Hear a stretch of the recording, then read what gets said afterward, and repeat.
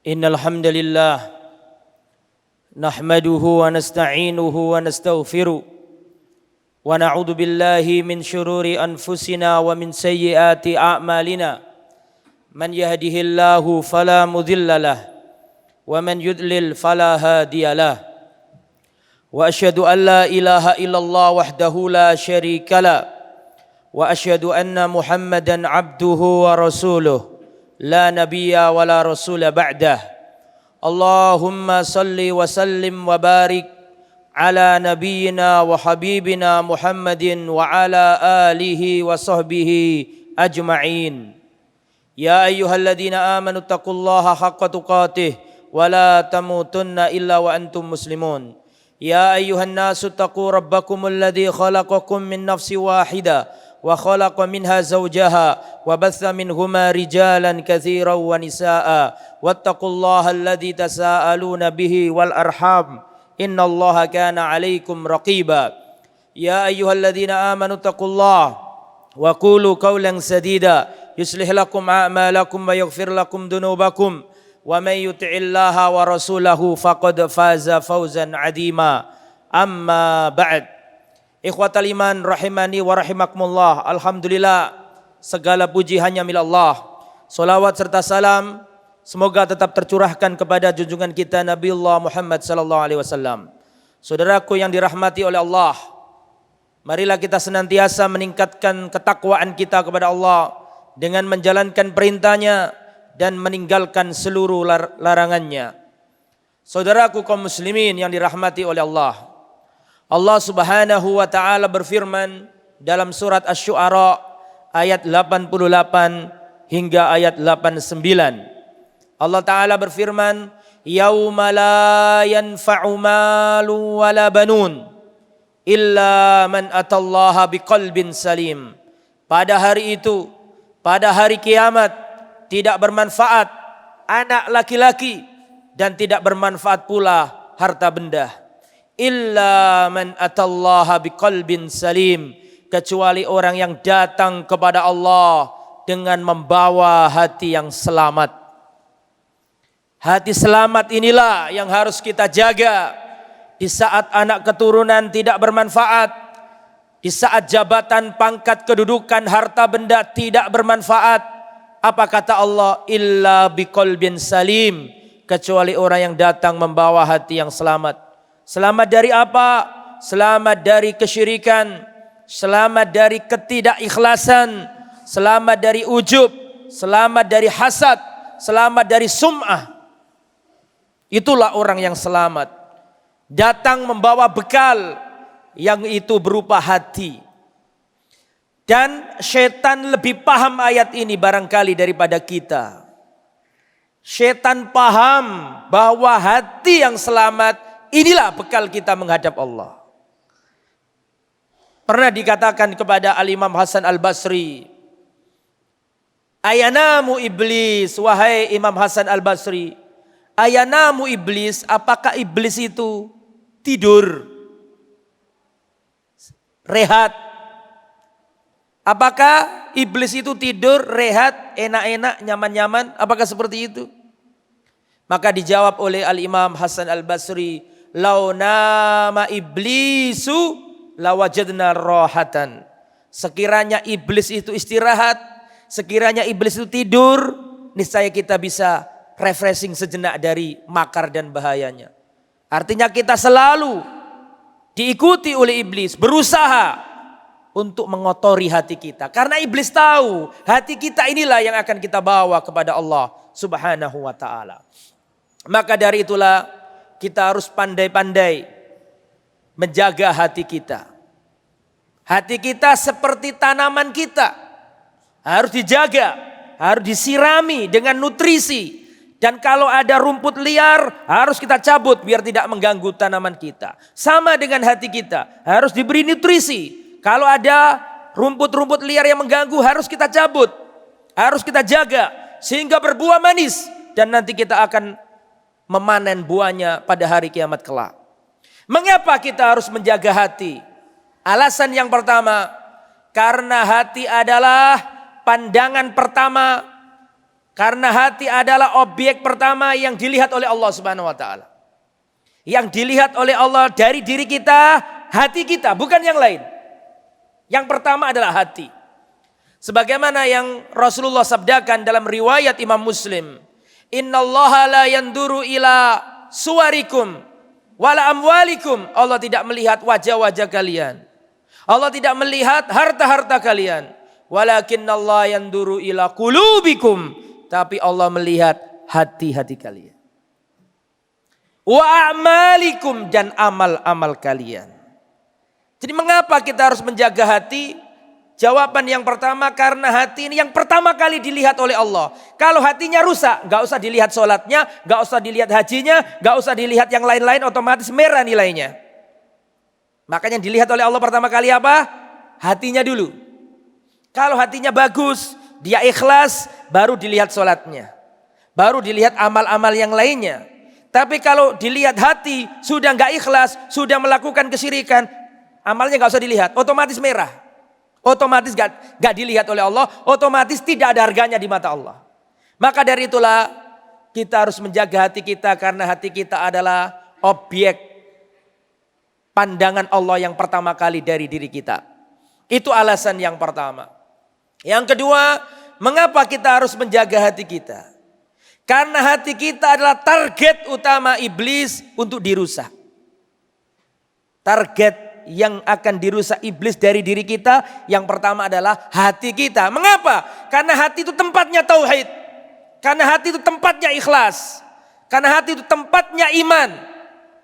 Makanya harus dirusak dulu.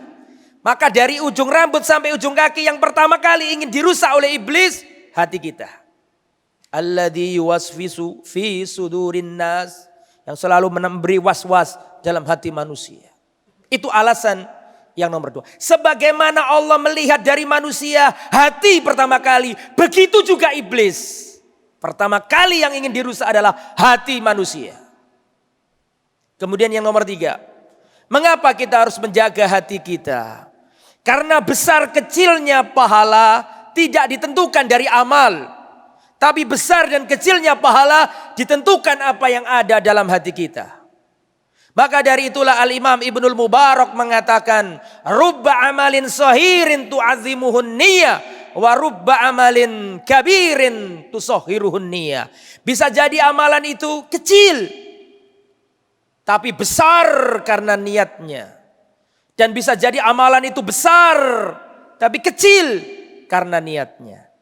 Jadi besar dan kecilnya pahala bukan ditentukan dari amal itu sendiri. Tapi besar dan kecilnya pahala ditentukan oleh apa yang ada dalam hati kita. Tidakkah kita ingat ada 3 orang yang pertama kali neraka dinyalakan dengan 3 orang ini. Bayangkan.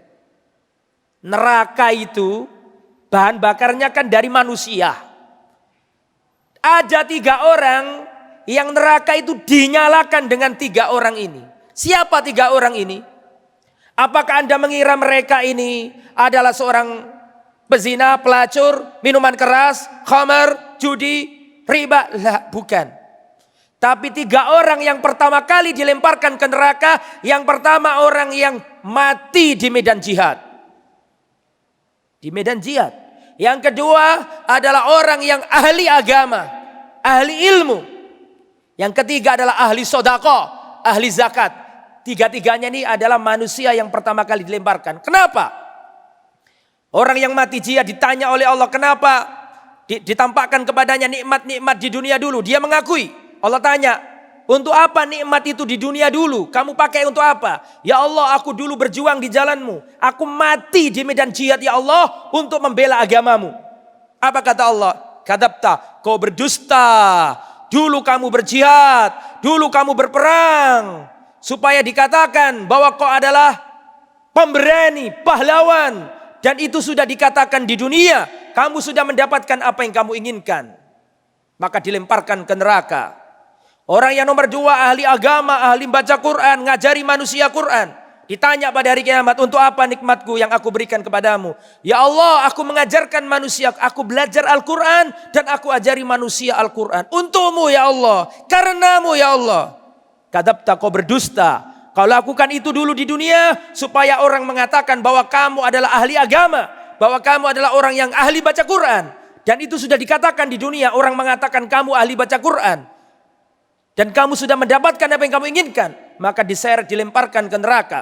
Orang yang ahli sedekah pun ditanya, untuk apa nikmatku yang aku berikan kepadamu? Ya Allah, tidaklah di sana ada jalan-jalan kebaikan kecuali aku berinfak di jalanmu ya Allah. Aku gunakan hartaku untuk menegakkan agamamu, untukmu ya Allah. Kau berdusta. Kau lakukan itu di dunia dulu supaya orang-orang mengatakan bahwa kamu adalah orang yang ahli dermawan, orang yang dermawan, orang yang suka bersedekah. Dan itu sudah dikatakan di dunia. Kamu sudah mendapatkan apa yang kamu inginkan, diseret, dilemparkan ke neraka. Amalannya besar apa anda ini? Amalan besar. Tidak ada amalan yang melebihi ini setelah tauhid. Jihad dengan nyawa, jihad dengan harta, jihad dengan ilmu. Tiga-tiganya ini amalan seperti gunung. Tapi di akhirat dihempaskan oleh Allah. Tidak ada artinya. Kenapa? Karena dalam hatinya nggak ada keikhlasan.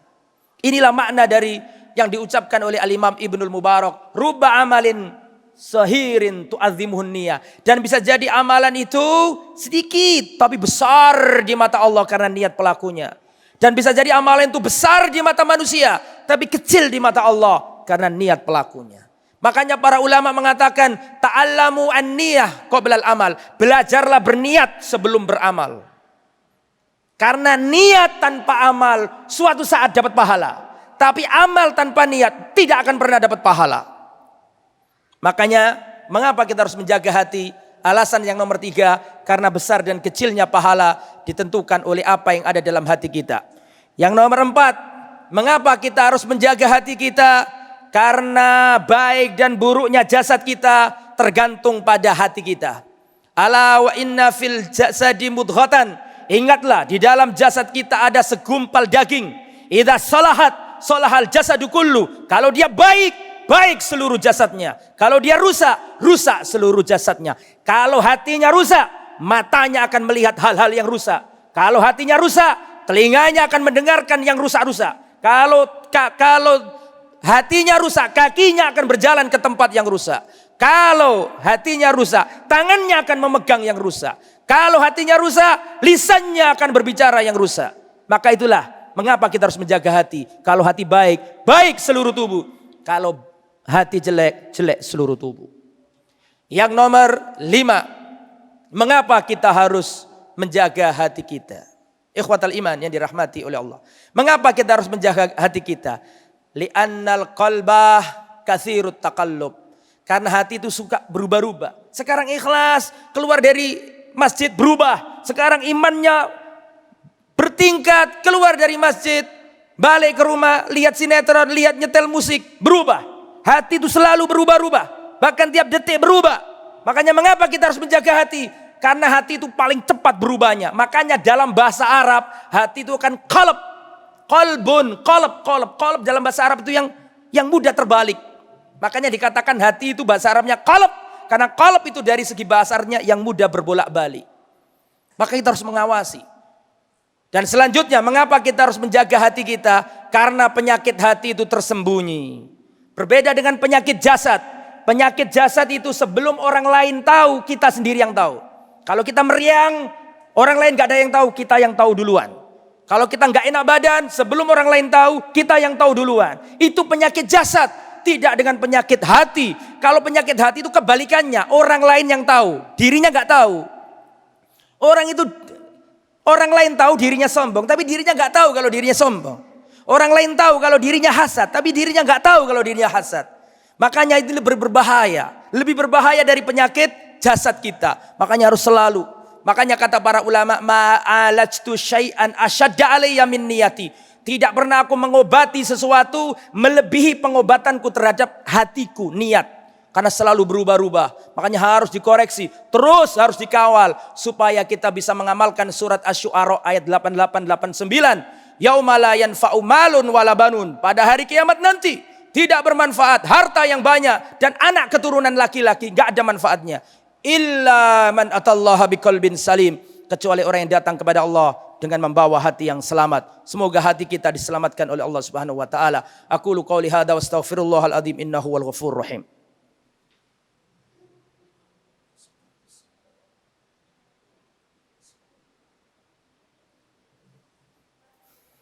Alhamdulillah wassalatu wassalam ala Rasulillah wa ala alihi wa sahbihi wa mawalah wa la hawla wa la quwata illa billah.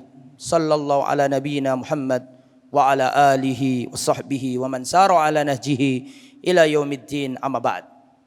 Ikhwatal iman yang dirahmati oleh Allah Subhanahu wa taala. Sekarang ini kita melihat kondisi negara kita sebagaimana yang Anda lihat semuanya. Maka kita sebagai rakyat ataupun sebagai aparat harus bisa menahan diri, tidak mudah terprovokasi, dan kita jaga keamanan negara kita, karena keamanan adalah modal seluruh kenikmatan. Tanpa nikmat aman tidak ada nikmat-nikmat yang lain. Kalau nikmat aman hilang, nikmat pendidikan gak ada, nikmat ibadah gak tenang. Makanya harus kita jaga nikmat yang berupa nikmat aman ini, dan senantiasa terus kita berdoa semoga Allah memperbaiki bangsa ini, pemimpinnya, rakyatnya, aparatnya. Kita doakan semuanya semoga menjadi lebih baik, menjadi negara yang diberkahi oleh Allah Subhanahu wa taala. Allahumma shalli wa sallim wa barik ala nabiyyina wa habibina Muhammadin wa ala alihi wa sahbihi ajma'in.